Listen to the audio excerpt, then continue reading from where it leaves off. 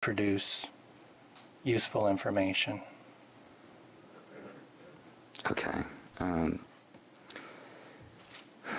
was reading this document. It was dated in 2004, and it said the Center of Biological Diversity environmental groups sued the U.S. Fish and Wildlife Service and blocked the issuance of an amended permit.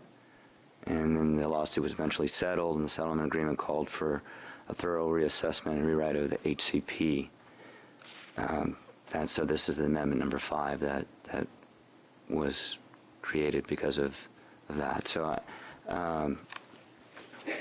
how much pressure from the environmental groups was put on the U.S. Fish and Wildlife to reassess the area around Clippy Hill and to then come up with an alternative plan to Mike, do you have more protect it? information on that?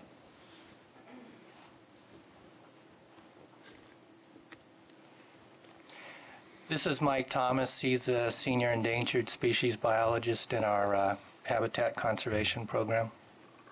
The listing that we went through, the process we went through, we originally proposed the species back in 1978.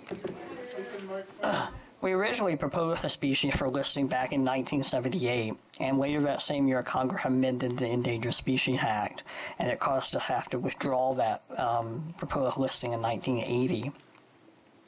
And then in 1984 we listed it as a candidate 2 species, and what that meant was we didn't have enough information on the species ecology or on its threats to actually list it. And then in 1991, we were petitioned to list the species from D. Warnesia, who at the time used to work for Fish and Game. And so shortly after that, we uplisted it from a Category 2 to a Category 1 species. And that meant that we had enough information and that we thought it was probably warranted. And at the time, we didn't have the funding to go ahead and go through with a listing. And then in 1984, we finished a 12-month finding, and that also supported a warrant for listing. 94. And then in 1995, Congress put a moratorium on listing any species, not just in California, but nationwide, and they took away quite a bit of our money for listing, and that lasted about a year. So in 96, the moratorium was lifted and the money was restored to our listing program, and then we listed it in 1997. Now you were asking about the 2004 lawsuit threat, and what came out of that was that we did re-examine the HCP to make sure it was still doing performing the way we thought it was. That was what the lawsuit was about. And at that time, we went through a biological opinion to reevaluate the information, and we still came to the same conclusion that it was not a jeopardy situation, and that the HCP was performing the way it was expected, in that it set aside, preserved a certain amount of habitat while allowing a certain amount of development. And then at that time, we also were working through the amendment because the listing the Clippy in 97. Okay.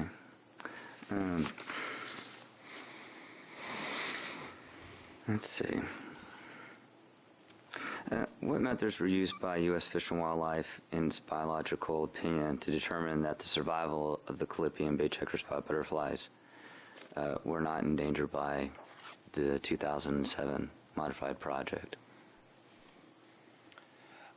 We used all the available scientific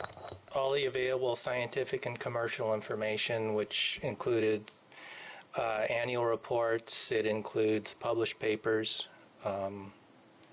It included the information provided with the amendment request itself. Okay. Someone had made the comment about the fires, or the fire in Owl and Buckeye Canyons. Was any data produced from studying those areas after the fire in your environmental assessment? I believe that information might have been in the annual reports. I can't recall offhand. It was also, well, the recent annual report also includes information on that, but we didn't have that. Okay. But that, go ahead. Well, fire is a natural part of the species life cycle, of the biology of the species. Grasslands are maintained by natural fire regimes and grazing animals. So when a natural fire regime was suppressed on San Bruno Mountain because of housing and air quality issues, so there was no more disturbance, and there aren't any more grazers on the mountain either. So the fire, while it probably did result in some death of larvae or some, should be quite beneficial to the species. We should see an increase in the population after the fire. Of the food plants. Of the food plants, yeah. Both of, especially the lupine, but also the violets. Okay.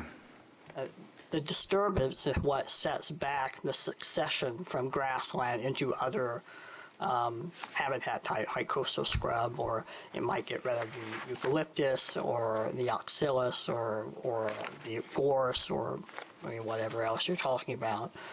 That's what the fire does. It sets it back to grasslands. Okay.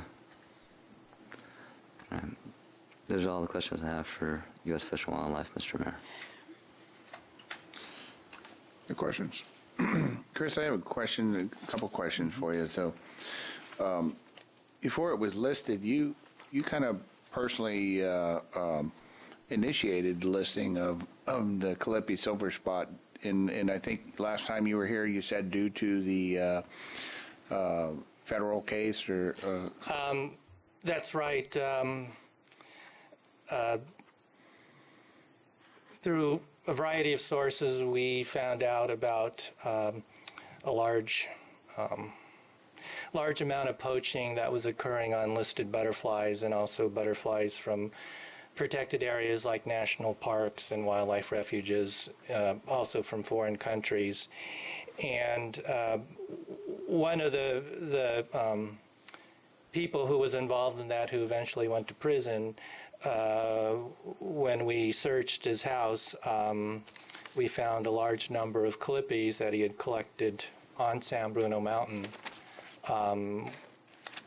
Literally hundreds of specimens that he had collected and killed, and he was saving those because he was going to either trade or sell them. And so that's why that was the reason why, in addition to the petition, but that's why we proceeded with listing, was because of our concern over poaching, rather than concern about how the HCP was doing. yeah. So there was